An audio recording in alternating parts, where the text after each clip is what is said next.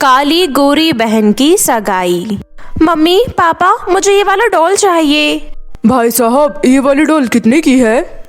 ये पूरे 8,000 की है। ये लीजिए 8,000 और मेरी प्यारी सी गुड़िया के लिए ये वाली डॉल पैक कर दीजिए। पापा मुझे भी एक डॉल दिलाओ ना, मुझे छोटी वाली डॉल बहुत पसंद है। ये तो पूरी 1200 रुपए की है। पैसे क्या पेड़ पर उगते हैं जो हम तुझे इतनी महंगी डॉल दिलाएंगे? चल चुपचाप यहाँ से। जानवी का रंग काला होने की वजह से 9 महीने कोख में रखने वाली माँ नीलम भी जानवी को पसंद नहीं करती थी। श्याम भी जानवी को पसंद नहीं करता था। दो बेटियों के जन्म देने के बाद भी नीलम और श्याम सिर्फ अपनी गोरी बेटी चांदनी को ही प्यार करते थे। आज खाने में क्या बनाया है? मेरी गुड़िया रानी की पसंदीदा चीज बनाई है। और माँ मेरे लिए क्या बनाया है? तू क्या क्वीन एलिजाबेथ है जो तेरे लिए अलग से सब्जी बनाऊंगी? जो बना है वही खा ले चुपचाप। माँ आप रोज चांदनी की पसंद का खाना बनाती हो, कभी तो मेरी पसंद का भी खाना बना दिया करो ना। खाना है तो खा वरना भूखी मर, समझी? शाम को बेचारी जानवी रोते हुए अपने कमरे में आ जाती है। भगवान जी क्यों मेरे मम्मी पापा मुझसे इतनी नफरत करते हैं? मैं तो कोई शर्त भी नहीं करती हूँ, उनकी सारी बातें मानती हूँ, फिर भी वो मुझे हमेशा डांटते हैं। ऐसा क्यों भगवान जी? मासूम जानवी अब उसको कौन बताए कि ये सब उसके साथ सिर्फ उसके काले रंग की वजह से हो रहा है। समय बीतता है और दोनों बहनें बड़ी हो जाती है। पापा मैं अपने कॉलेज फ्रेंड्स के साथ ट्रिप पर जा रही हूँ, 30,000 रुपए दे दीजिए ना। 30,000 रुपए में क्या होगा बेटा, मैं तुम्हें 50,000 ट्रांसफर करता हूँ। अच्छे से अपने ट्रिप एंजॉय करना। पापा मुझे भी थोड़े पैसे चाहिए थे, ज्यादा नहीं, सिर्फ 1,000 रुपए। वो कॉलेज की कुछ किताबें लानी थी ना। तेरा पढ़ने से कोई फायदा नहीं है। तेरी इस काली शक्ल को देखकर कोई भी बड़ी मल्टीनेशनल कंपनी में जॉब नहीं देने वाला तुझे। इतने सालों से हमारे सीने पर बोझ बनकर बैठी हुई है। ना जाने और कितने साल मुझे झेलना होगा। जहाँ भी इसके रिश्ते की बात चलाओ काले रंग की वजह से हमेशा ना सुनने को मिलता है। ना जाने क्या पाप किए थे ऐसे पिछले जन्म में हमने, जो तुझ जैसे मनहूस मेरे कोख में जन्मी।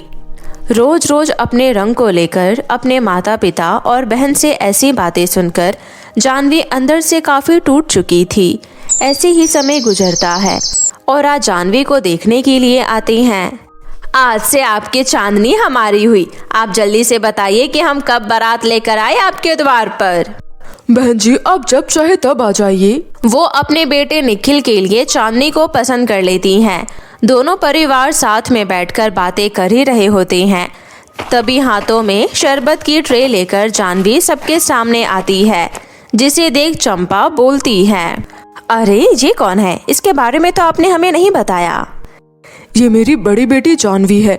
वो क्या है ना, इसके काले रंग की वजह से कहीं पर भी इसकी बात नहीं बनी। अपने पिता श्याम की बात सुन बेचारी जानवी बड़ी मुश्किल से अपने आंसू रोक पाती है और शरबत की ट्रे नीचे रखकर वापस अपने कमरे में चली जाती है, जिसे देख नीलम का दूसरा बेटा ऋषु कहता है, माँ अब मेरी इतने सालों से शादी करना चाहती थी ना, अब मैं शादी करने के लिए तैयार हूँ।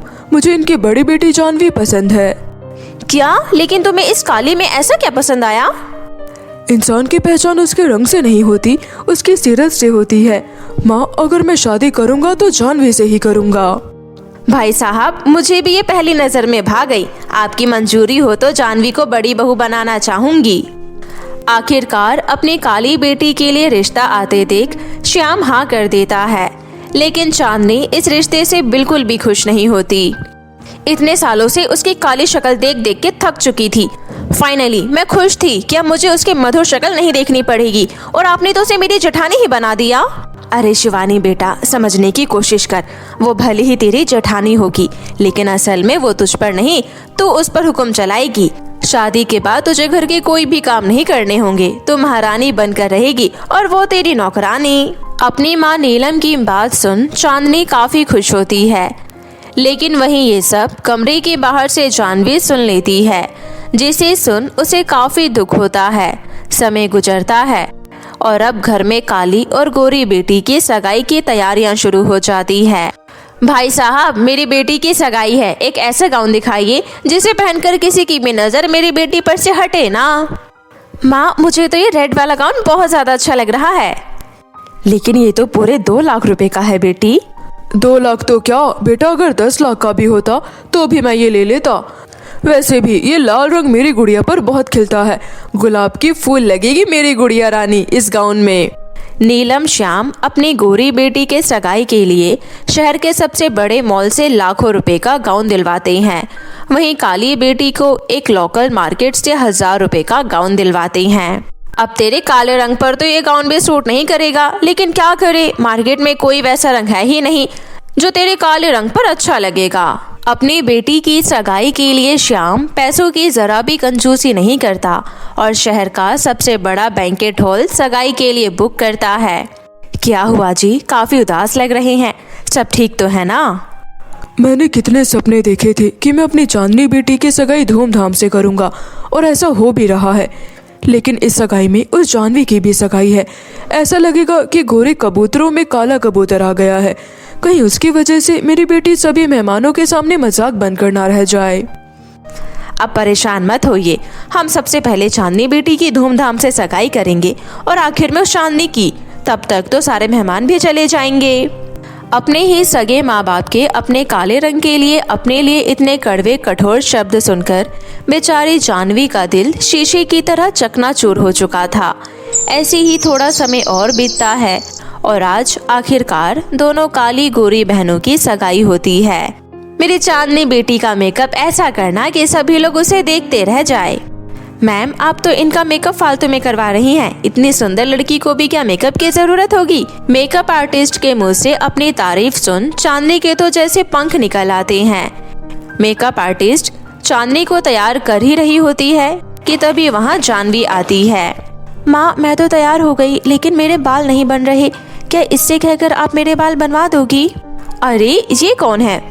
बदकिस्मती से मेरी बहन है। ये सच में तुम्हारी बहन है? कितना फर्क है ना तुम दोनों में।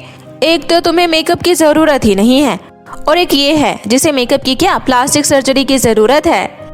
ये कहकर वो मेकअप आर्टिस्ट और सारे लोग उसके रंग का मजाक उड़ाने लगते हैं, जिसे देख चांदनी, नीलम और बाकी सारे मेहमान जानवी की तरफ देखकर हंसने लगते हैं। और बेचारी जानवी इस बार भी खुद को संभालते हुए किसी से कुछ नहीं कहती है। थोड़ी देर में लड़के वाले सगाई के लिए बैंकेट हॉल में आ जाते हैं। श्याम अपनी गोरी बेटी के बड़ी ही धूमधाम से एंट्री करवाता है। चांदनी अपने लंबे से गाउन के साथ जाकर स्टेज पर खड़ी हो जाती है। वहीं बेचारी जानवी अपनी सगाई के दिन भी एक कोने में ही खड़ी रहती है। थोड़ी देर में चांदनी की सगाई के रस्म शुरू हो जाती है, लेकिन तभी अचानक डेकोरेशन के लिए लगाई गई लाइट्स में शॉर्ट सर्किट हो जाता है। चांदनी का गाउन काफ़ी ज़्यादा लंबा था जो स्टेज के पीछे की तरफ जा रहा था। लाइट के शॉर्ट सर्किट होने की वजह से चांदनी के गाउन में आग लग जाती है, लेकिन इसका किसी को भी पता नहीं रहता कि तभी जानवी चांदनी के जलते हुए गाउन को देख लेती है।